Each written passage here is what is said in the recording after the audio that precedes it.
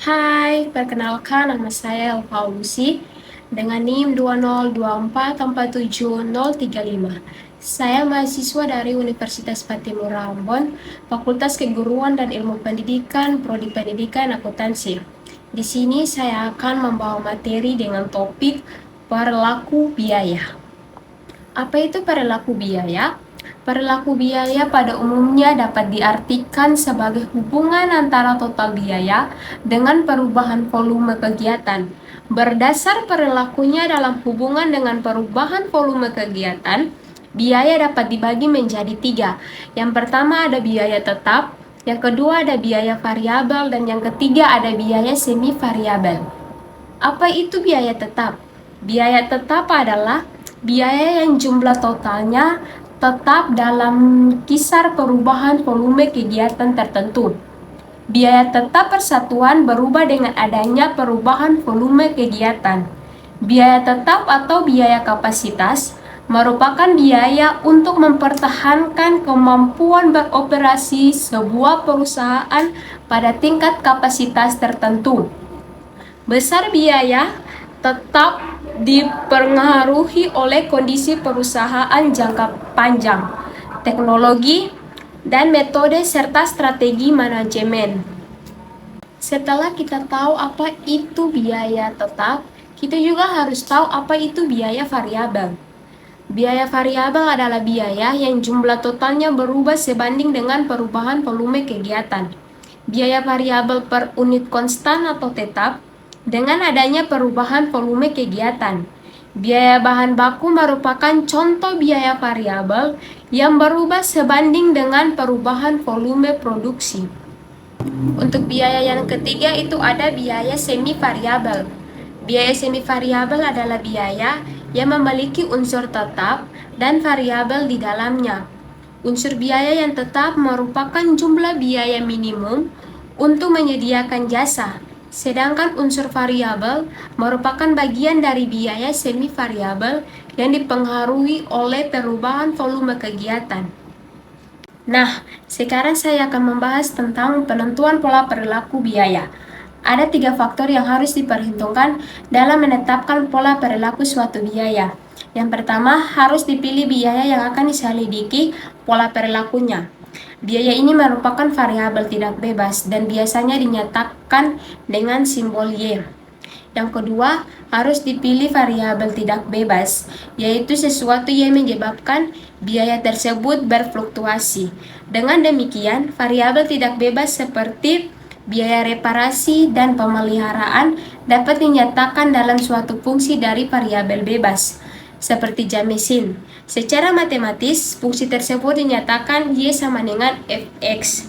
Yang ketiga, harus dipilih kisaran kegiatan yang relevan, di mana hubungan antara variabel bebas dan tidak bebas yang dinyatakan dalam fungsi biaya tersebut berlaku.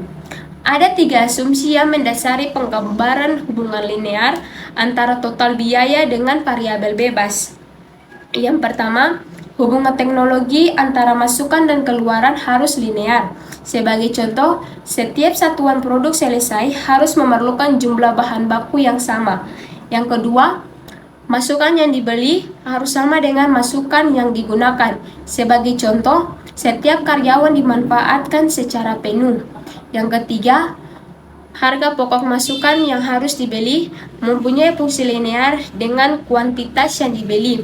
Sebagai contoh, harga bahan baku persatuan harus sama untuk jumlah pembelian berapapun. Variabel bebas berikut ini dapat dipilih sebagai koefisien dalam fungsi linear tersebut. Satuan produk yang dihasilkan, berat bahan baku, dan volume penjualan dalam rupiah. Jam tenaga kerja, upah tenaga kerja langsung, metode penaksiran fungsi linear. Ada dua pendekatan yang memperkirakan fungsi biaya. Yang pertama ada pendekatan historis, yang kedua ada pendekatan analitis. Di dalam pendekatan historis, fungsi biaya ditentukan dengan cara menganalisis perilaku biaya di masa lalu dalam hubungannya dengan perubahan volume kegiatan dalam masa yang sama. Di dalam pendekatan analitis, diadakan kerjasama di antara orang-orang teknik dan staf penyusun anggaran untuk mengadakan penyelidikan terhadap tiap-tiap fungsi kegiatan atau pekerjaan guna menentukan pentingnya fungsi tersebut. Ada 3 metode untuk memperkirakan fungsi biaya dengan pendekatan historis. Yang pertama, metode titik tertinggi dan terendah. Yang kedua, metode biaya berjaga. Dan yang ketiga, metode kuadrat terkecil. Yang pertama, metode titik tertinggi dan terendah. Untuk memperkirakan fungsi biaya, dalam metode ini suatu biaya pada tingkat kegiatan yang paling tinggi dibandingkan dengan biaya tersebut pada tingkat kegiatan terendah di masa yang lalu. Selisih biaya yang dihitung merupakan unsur biaya variabel dalam biaya tersebut. Contohnya, data kegiatan dan biaya reparasi pemeliharaan PT Eliona Sari tahun 20X1 disajikan dalam gambar 15.4. Pada gambar 15.4 disajikan data kegiatan dan biaya reparasi tahun 20X1. Untuk bulan ke-1, biaya reparasi dan pemeliharaan mesin sebesar 750.000. Jam mesinnya itu 6.000. Untuk bulan kedua, biaya reparasi dan pemeliharaan mesin sebesar 715.000. Jam mesinnya itu 5.500. Sampai dengan bulan ke-12, biaya reparasi dan pemeliharaan mesinnya itu sebesar 600.000. Untuk jam mesinnya itu 4.500. Total semua dari biaya reparasi dan pemeliharaan mesin sebesar 8.570.000. Untuk jam mesin 66.250 rupiah. Dari data tersebut dapat diketahui bahwa kegiatan dalam bulan Maret 20X1 merupakan tingkat kegiatan terendah, sedangkan kegiatan dalam bulan Agustus 20X1 merupakan tingkat kegiatan tertinggi. Jumlah jam mesin dan biaya reparasi dalam pemeliharaan mesin 2 tingkat kegiatan tersebut dibandingkan dan dihitung selisihnya serta disajikan pada gambar 15.5. Pemeliharaan pada tingkat kegiatan tertinggi dan terendah. Biaya reparasi dan pemeliharaan mesin pada tingkat kegiatan.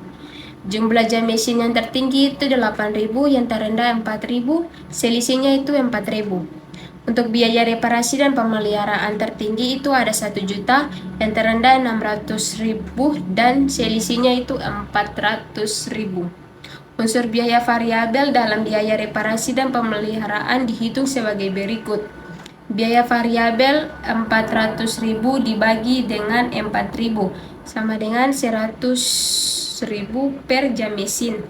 Perhatikan unsur biaya tetap dalam biaya reparasi dan pemeliharaan mesin disajikan dalam gambar 15.6. Untuk gambar 15.6, perhitungan unsur biaya tetap. Titik kegiatan tertinggi, titik kegiatan terendah. Biaya reparasi dan pemeliharaan mesin yang terjadi. Titik kegiatan tertingginya itu 1 juta, titik kegiatan terendahnya itu 600.000. Biaya reparasi dan pemeliharaan mesin 100 dikali 8.000, titik kegiatan tertingginya itu 800.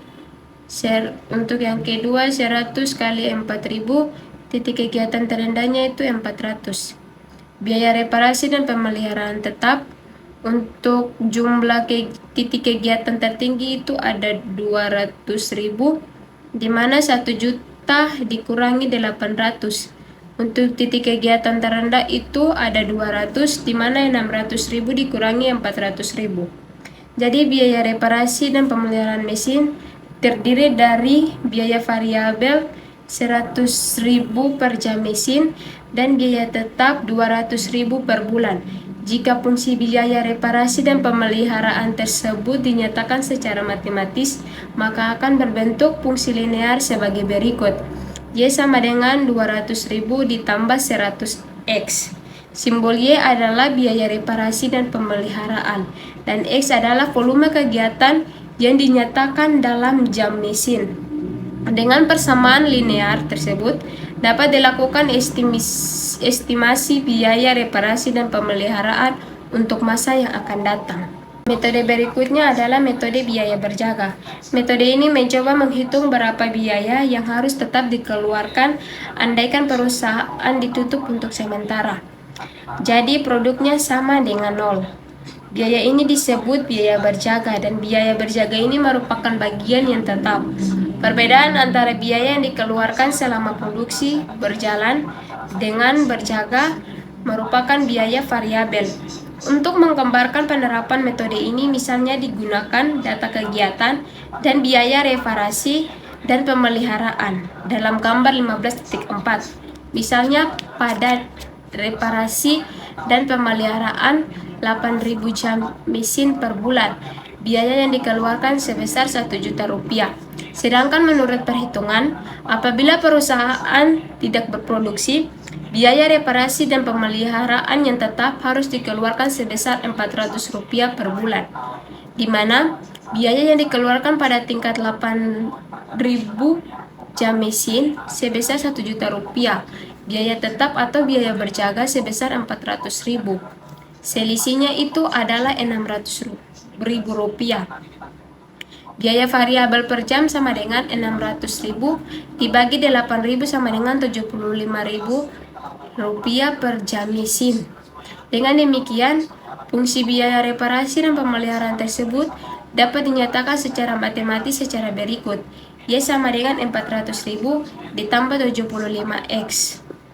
Metode kuadrat terkecil. Metode ini menganggap bahwa hubungan antara biaya dengan volume kegiatan berbentuk garis lurus dengan persamaan garis regresi. Y sama dengan A tambah BX, di mana Y merupakan variabel tidak bebas, yaitu variabel yang perubahannya ditentukan oleh perubahan pada variabel X, yang merupakan variabel bebas. Variabel Y menunjukkan biaya, sedangkan variabel X menunjukkan volume kegiatan. Dalam persamaan tersebut, A menunjukkan unsur biaya tetap dan dalam Y, sedangkan B menunjukkan unsur biaya variabel.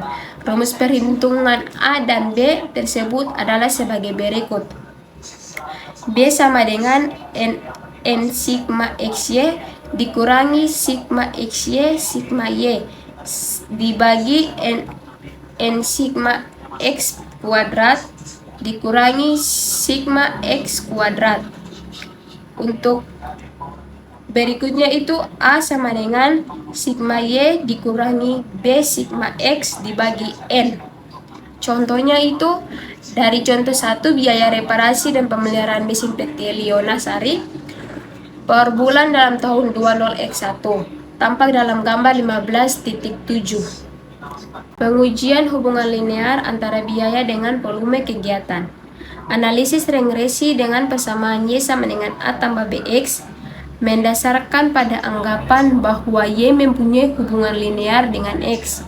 Hubungan biaya reparasi dan pemeliharaan yang dinyatakan dalam persamaan Y sama dengan 79.270 ditambah 115X.